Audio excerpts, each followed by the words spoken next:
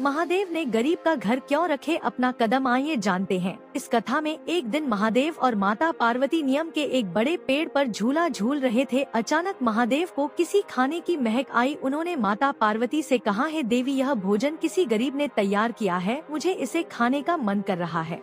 माता पार्वती ने कहा, है स्वामी, मुझे भी भोजन करने की इच्छा हो रही है। महादेव ने मुस्कुराते हुए कहा, तुम सही कहती हो देवी, चलो हम धरती पर चलकर देखते हैं कि यह भोजन कौन बना रहा है। फिर दोनों ने साधु का रूप धारण किया और धरती पर आ गए। वे एक छोटे से गांव में पहुंचे जहां एक गरीब आदमी अपने परिवार के साथ रहता था। उस आदमी के 4 बेटियां थी और घर में कमाने वाला केवल वही था। महादेव और माता पार्वती ने उस घर का दरवाजा खटखटाया। दरवाजा खुलते ही एक कन्या ने पूछा, आपको क्या चाहिए बाबा? महादेव और माता पार्वती ने साधु के रूप में कहा, बेटा, हमें भोजन की आवश्यकता है, हमें बहुत भूख लगी है। कन्या ने तुरंत आंगन में दरी बिछाई और भोजन सामग्री लेकर आई।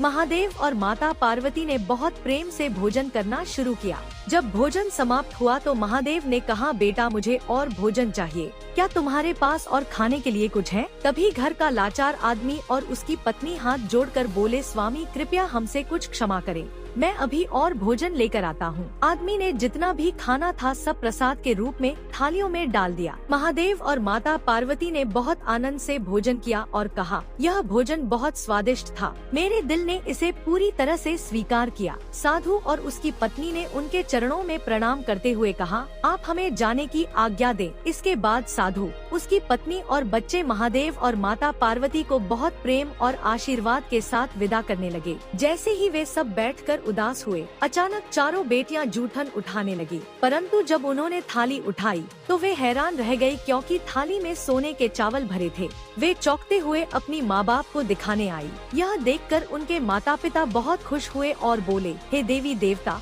आपने हमें जो आशीर्वाद दिया है वह जीवन भर याद रहेगा। तभी महादेव और माता पार्वती ने दर्शन दिए और कहा, तुमने हमें भोजन कराया, हमें संतुष्ट किया, अब तुम्हारी दरिद्रता का नाश होगा, तुम्हारे घर में कभी भी दरिद्रता नहीं आएगी। इसके बाद महादेव और माता पार्वती नियम के पेड़ पर लौट आए और आनंद से झूलते हुए बोले, जो कोई इस कथा को सुनेंगे या पढ़ेंगे उनके घर में कभी भी दरिद्रता नहीं आएगी। यह कथा यह सिखाती है कि सच्चे भिखारी वही हैं जो बिना किसी स्वार्थ के दूसरों की मदद करते हैं। महादेव और माता पार्वती ने उस गरीब परिवार के प्रति अपनी दया और कृपा दर्शाई जो भक्ति और सेवा के माध्यम से भगवान की कृपा प्राप्त करते हैं। उसका दुख का आंसू स्वयं भगवान पीते हैं। तभी माता पार्वती बोल